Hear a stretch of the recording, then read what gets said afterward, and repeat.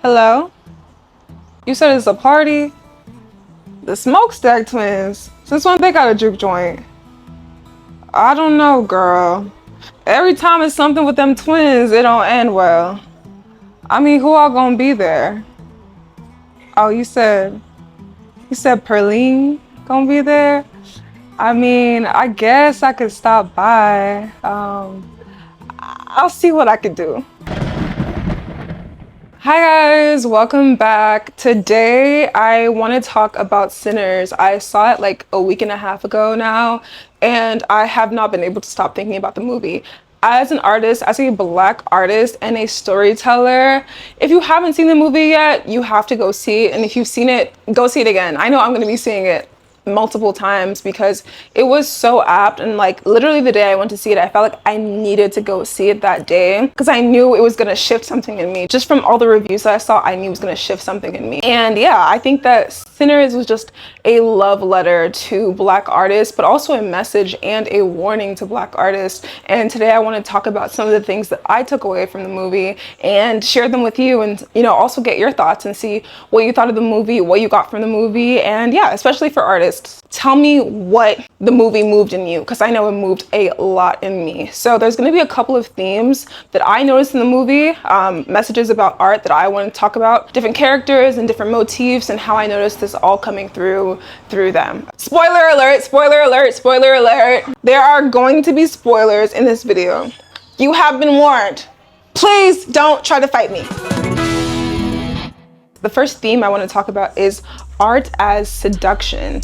So we see this primarily through Perlene and Sammy, which I personally love because I love a good creative romance. Like, I love a good musician romance. Personally, that's how I'm trying to live, so I loved it. I love that they're both musicians. Music is primarily their form of seduction, right? And it's different for both Sammy and Perlene. For each of the characters, music becomes part of their seductive practice. So Sammy, we are introduced to him as preacher boy. We're introduced to him as his father's son, and he really goes from a boy to a man through this movie, like in this one night, right? So he kind of is introduced as the preacher boy, the twins' younger cousin, so he's kind of the baby. His interaction with Perlene is actually the first time that we see him assert himself. We see him express desire, right? And so that's kind of foreshadowing for what happens later in the night. If you even notice in the movie, when he speaks to her, he has a little more bass in his voice than when he talks to the twins, right? He has a little more swagger to him. He's putting on this little grown man thing that we haven't seen from Sammy thus far in the movie. So he talks to her real smooth, and he actually gets her attention by playing the guitar. She calmly rejects him. She tells him that she's married. She's like, "Be careful, boy, you're gonna bite off more than you can chew." Insinuating that he can't handle her because she sees herself as a grown woman, she's married, and him as just like a little boy, even though there is some sort of flirting energy in between them. But later at the juke joint, when Sammy takes the stage and he really becomes embodied in that moment, right? He releases everything that's within him, and he even looks different. He's conjuring up spirits. He's in his full power. He's entering kind of his full manhood, and in that, he's expressing himself and his creativity and his sacral chakra. If you are familiar with anything about chakras, you know that sacral chakra is like the core of your creativity. That's also connected to your sexual energy, and it's something that you come into when you're really just free. So he's expressing this kind of freedom and this kind of confidence and this kind of ownership that raises Perlene's eyebrows, and that's finally what actually draws her in and makes her like, okay. And and then they go into the back room, because in that moment her perspective on him has changed because she's seen him comfortable in his body, in his voice, and in his spirit, right? And there is quite a connection between the sexual experience of being free in your body with another person and the creative experience of being free in your body through your own creativity, expressing that and just being free. It's a freedom that oftentimes we don't get in an everyday life, right? Because we are conditioned to act and present ourselves in certain ways. We're not really able to tap into that that kind of animalistic side. We are so domesticated, but like in sex and in, I don't know if I'm allowed to say sex, but like in intimate moments and sensuality and in creativity, that's a place where you can truly just be free and express the most primal parts of you. And we see that right after they come out of the back room and Perline has got hers. Honestly, Perline is one of my favorite characters, and I like the way they tell her story. The fact that Ryan Coogler chooses not to tell us who her husband is, and that's kind of left to assumption. But for me, the way I'm interpreting it, in this time, it was pretty common for girls to get married very young. So like 14, right? In my mind, her husband is probably a much older man who maybe had a little bit of money, and her family married her off to him to have a better life, right? But probably not someone she's actually desired, probably not someone she's actually had passion with. So this, for her as well, might have been the first time that she was actually experiencing real chemistry, real passion, real seduction, and it awakened something in her. Because the first time we see Perline as well, she's very dainty, she's very, you know, classy, very put together, very demure, very demure. But then we see her after her and Sammy have this moment, we see her on stage unleash something that's almost animalistic, right? I've seen other people say that like in that moment they thought that maybe she was a vampire because of the way she was moving, but she wasn't a vampire, she was a seductress. If anything, she was a siren, right? She's singing and she's releasing this energy that's almost hypnotic. She's hypnotic in the way that she's moving her body, and it's almost a complete 180 from the way she presented herself before. But this is really Perline unmasked. Like, this is not, I don't personally think it's a Jezebel spirit or whatever interpretations that people have of it as sinful. I think this is Perline free. This is Perline expressing a part of herself that had been locked away for so long and tucked away for so long, and her just being in her element. And I love it. Chef's kiss, I think, is such a beautiful message for sexual liberation and the power of seduction, because the fact that people are even thinking that she was a vampire or some other mythical creature from that performance just shows you how powerful it is for a woman to fully own her sensuality and her sexuality and really pop out. And ladies, this is why they like to try to really lock us down into conservatism and into modesty, because us in our full power, a woman who's not ashamed of her sexual prowess, of her sensuality, of her beauty, is a dangerous force, like almost an otherworldly force. And I saw that come through Perline, and I just, yeah, I love that. So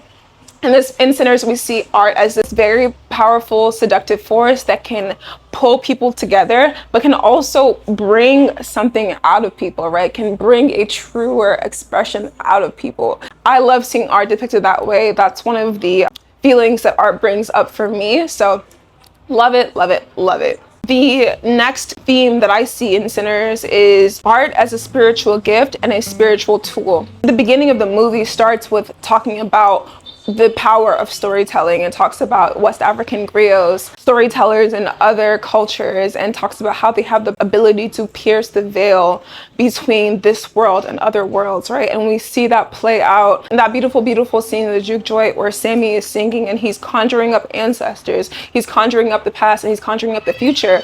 And what I personally thought was so beautiful about this scene, it gave me chills, it made me cry, it was everything to me, was how varied and how diverse this setup was. And I feel like Ryan Coogler made that scene to end all the diaspora wars, because it really shows how we are one people, and this spirit that is conjured up when we sing, right? Whether it's Afro beats, whether it's hip hop, whether it's blues, whether it's R&B, there's something that we're expressing, and there's a frequency that we're expressing that transcends time, that transcends space, that transcends colonialism, that transcends slavery, right? It is something that me as a Yoruba person from Nigeria can feel and express to a Yoruba person here in Brazil that speaks Portuguese, or an African American person, and we are on the same frequency and we understand each other, even if we might not actually be speaking the same language. And for me as a traveler, like I'm here in Brazil right now, I've been able to connect with other musicians on music. Like I have a couple of friends who they only speak Portuguese, I only speak English, but we sing together and we understand each other on a frequency. There's love there, there's energy there, simply based on this hum and this vibration that is music, that is ancestral, that is divine. So I absolutely 10 out of 10 love the way the spiritual gift of music was translated in this movie. I love film because being able to translate that in a visual form is so powerful, and I think it's something that's going to stick with a lot of people.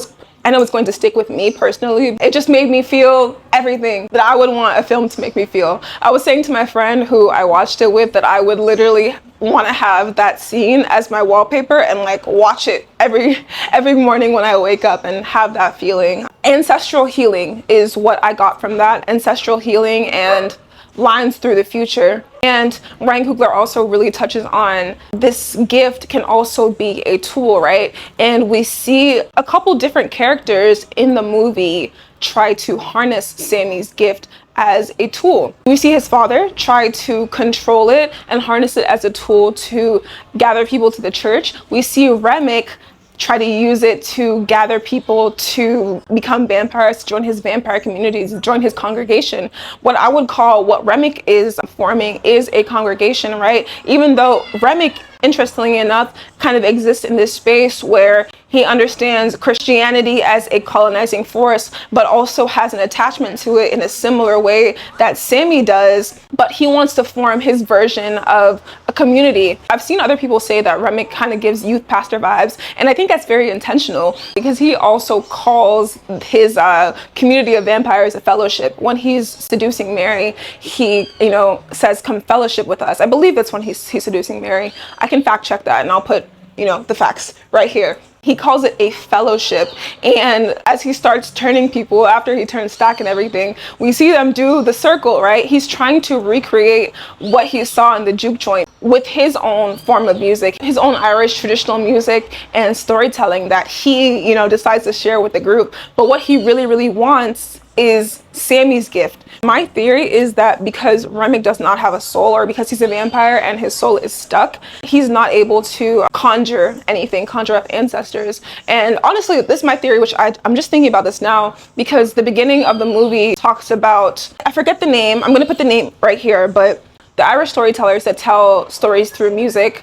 It talks about the Irish, it talks about the natives, and it talks about West Africa, right? But my theory is that Remick, before he was turned, was one of those Irish storytellers, and maybe he had the gift of connecting with his own ancestors when he was human, but now that he's a vampire, because he's not connected in the same way as humans are, he can't conjure. So he's looking to Sammy because he wants Sammy's soul. He wants Sammy's gift to be able to conjure. But now that I think about it, if Sammy had become a vampire, would he still have had his gifts? I doubt it. They might have had the knowledge, but the gift that Sammy has, it transcends knowledge, right? It's not mental, it's spiritual, it's metaphysical, it's divine. And so I don't think that Remick would have had access to that anyway, but he would have had enough mental knowledge to draw a lot more people in. The message here is that art can be used as a tool for either oppression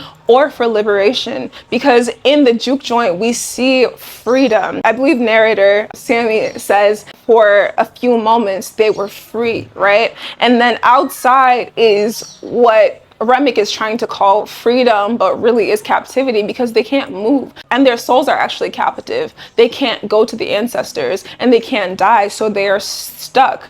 Remick uses his art, his song, to pull people into captivity, whereas Sammy's song pulled people into freedom. But in the wrong hands, it could also be a tool of control. So Sammy's father is trying to use it, Remick is trying to use it, and then Stack is also trying to use it. I haven't seen so many people talk about this, but there's such a stark difference in the way. There's some crazy ass dogs barking outside, so I had to take a pause. But I was saying I haven't seen so many people talk about this, but there's such a stark difference with the way that the twins respond when they both understand Sammy's gifts. We see Stack when they're in the car, like laugh and smile. This is the most joyous we see him in the whole movie when Sammy starts to sing for the first time. Like, you can see his wheels turning, because as we kind of understand in the movie, Stack is also the ideas guy. He's the guy who's about the money. He's the money man. So he sees Sammy's gift and he's like, oh my God, we're gonna be rich. That's his like excitement, right? Smoke, on the other hand, when he first hears Sammy sing, it's actually in the juke joint, and we can see how like worried he looks. Smoke has a very serious face. Shout out to Michael B. Jordan for this performance as well, because like the minute differences between the characters is so like incredible. Even just their mannerisms, their facial expressions. Smoke almost has the same facial expression all movie, but we see very slight changes in his expression. When Smoke first hears Sammy sing in the juke joint, his face is very stiff, but we see his like eyes kind of darken a little bit with like, is it worry? Is it disapproval? We're not really sure, but we can see his wheels kind of turning. And, you know, we get the understanding when he talks to Sammy that he's worried for Sammy, because he's like, oh, this is trouble, right? Whereas Stack is like, oh, we're going to make money. Smoke is like, this is trouble, because he sees how powerful and how transcendent Sammy's gift is, and knows that this can attract a lot of trouble, a lot of ill-intended people. But Stack, on the other hand, is one of the people who was trying to use it as a tool. And we even see that, you know, come around in the post-credit scene where Stack is offering to manage Sammy, like turn him into a vampire and manage him. And this is decades later, what, like 60, 70 years later, and he's still trying to hustle, you know, using Sammy. Which is so funny, because like, damn, you know, people never change, I guess, is one of those messages. This concept of art just being a tool and not having a specific morality attached to it reminds me of something that Ismatu Gwendolyn said. If you're familiar with her content, she's amazing. I really love her content. But something that she has said is that art is not revolutionary, artists are. And that's something that has stuck with me, because art can be revolutionary. It can be used as a tool for revolution, but can also be a tool to hypnotize people into a lull, to, you know, hypnotize people into doing evil or into supporting evil, right? It all really depends on the choice of the artist. And the choice that we see Sammy make is to use his art to tell his own story. And I love that that's the direction that they went with the writing, because we don't see him kind of fold and go back into the, I wouldn't even say the arms of his father, but the hands of his father, because his father doesn't even extend loving arms to him when he comes back. He immediately tries to use him as a lesson,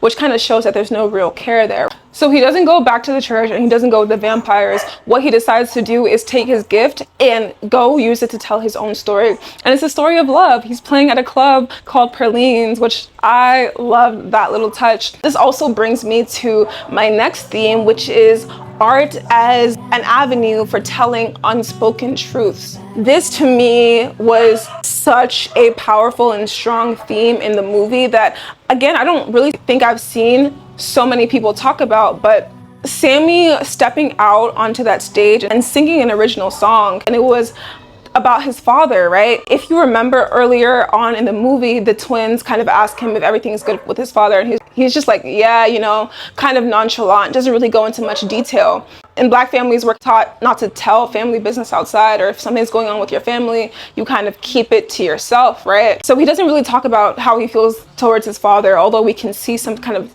tension between them the first time we see them on screen together. But during this song, he steps out on stage and he sings this original song, and it's the first time we see him really be honest about his emotions and how he feels towards his father, right? And it's a complicated set of emotions, but he's telling the truth also about how he feels about music, right? That he loves the blues. And this might have been the first time he's really said that out loud, because it's not something that was allowed in his home, right? His father calls it devil music, and this is his first time being honest and being like, hey, daddy, I love the blues. And though his father is not there, it is a symbol of Sammy's emancipation and becoming his own man, because he's telling the truth about how he feels and what he wants to do.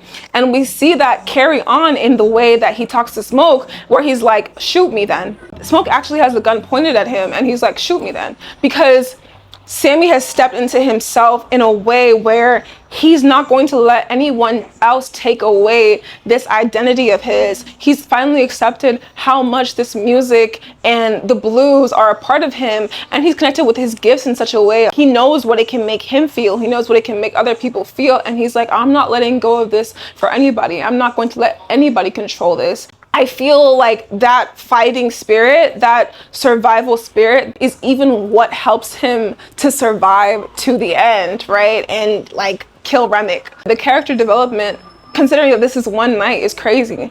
Little boy Sammy that was introduced to us is not the same guy that was able to, you know, slam a guitar into a vampire's head and kill him. That is a whole different person, and part of that transformation is him stepping into his full gifts and his full musical capabilities, but also him telling the truth in song. To me, there's a message here of the truth will set you free, and the best way to use your artistic gifts is to tell the truth and allow it to set you free and to set others free. It says it in the Bible, right? The truth will set you free.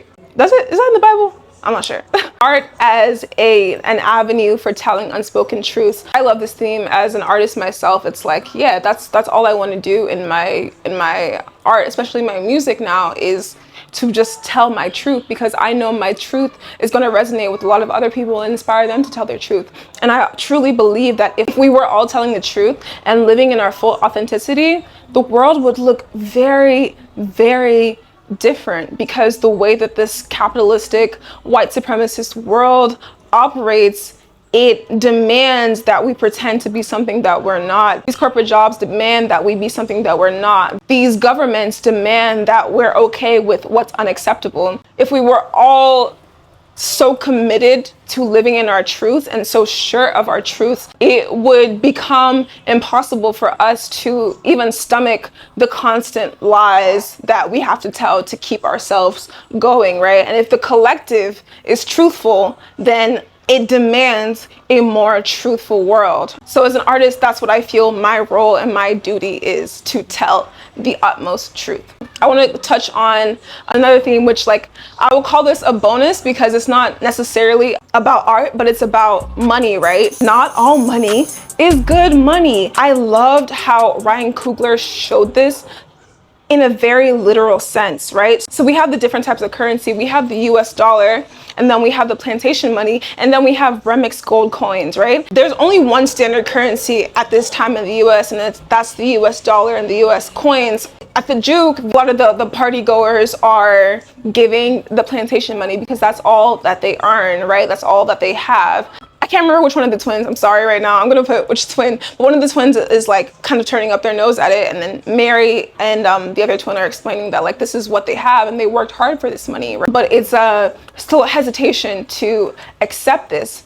On the other hand, remix gold coins are not the standard currency, but when Mary sees it, her eyes light up. This is still considered valuable, even though it's not the money of the time, but it turns out to be the worst money of all, because it's the money that brings in all this evil and unleashes so much death upon the town, right? And so it's like, physically, not all money is good money, right? The plantation money, while it may not have had the value that the Smokestack twins were looking for, it brought with it good energy. It brought with it good vibes. It brought with it joy. It brought with it freedom. It brought with it connection, right? Versus this better money that Remick had, this strange but better money that Remick had, brought in death and destruction. And so, like, in a very literal sense, it's like, watch who you take money from, and not to be blinded by wealth. This is how energy vampires work, right? Which I think is also a big theme. Like, these are vampires, but like in a real world sense, as artists, a lot of times you will attract energy vampires. Your talent and your light, your aura, they might not even know what your talent is, but your aura will attract energy vampires who want to take something away from you, who want to harness your gifts and use it to spread their own agenda. And they will offer you something, and a lot of times it will be monetary. They will try to seduce you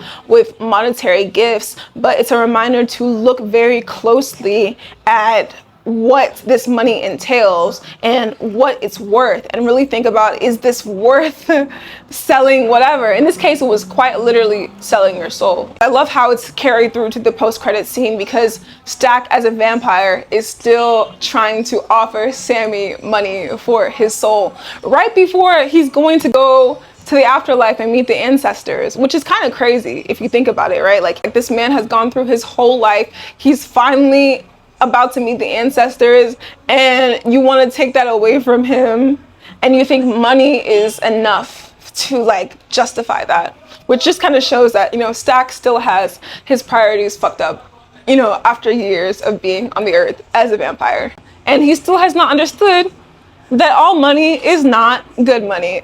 The final theme that I want to talk about that Sinners portrays so beautifully is art as translation. There's a lot of different types of translation that happen within the movie. So there's the translation between language, cultural, time and distance barriers, which we see in that juke joint scene. But there's also art as a translation for emotions that can't fully be captured in words, right? Another scene that really made me tear up was when Delta Slim is recounting what happened to his friends that were murdered. He's talking and he just begins to hum, and this low spiritual, like, I don't want to say guttural because that's not the word I'm looking for, but it's coming from the gut, it's coming from the soul, and it sent chills through my spine. I felt that feeling before. Like I've been someone who's been going through like grief, not from physical death around me, but from deep, deep trauma. And I felt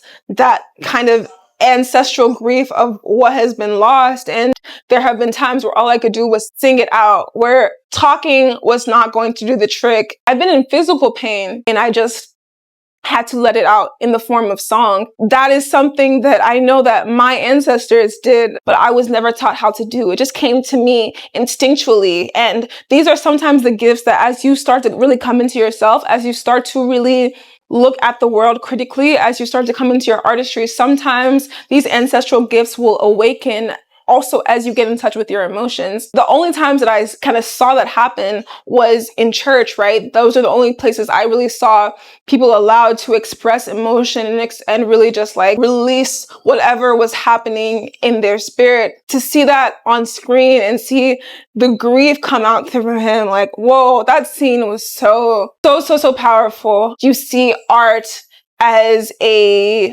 means of transporting the message of the soul into the mortal realm. Although we don't actually get so many details in the story, we know exactly how it felt for Delta Slim.